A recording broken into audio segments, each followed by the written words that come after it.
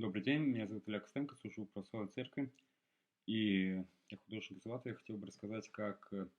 уже зрелые люди, э, зрелые сознательные люди э, сходятся, как они выбирают друг друга, и они сходятся по соответствию, то есть, э, образно говоря, художник в конце концов сходится с художником по интересам, по соответствию, инженер с инженером,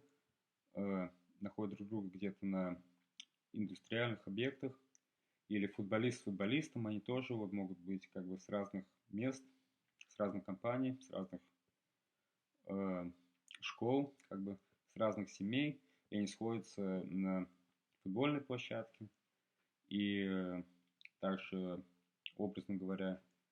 библиотекарь находит библиотекаря, и так люди как-то интуитивно, по соответствию, по схожим интересам, по схожим жизненным взглядам, по как бы по нутру э, примерно, мне кажется, это закономерно, что они сходятся вместе по соответствию. Это мое наблюдение, и это закон соответствия, что э, музыкант рано или поздно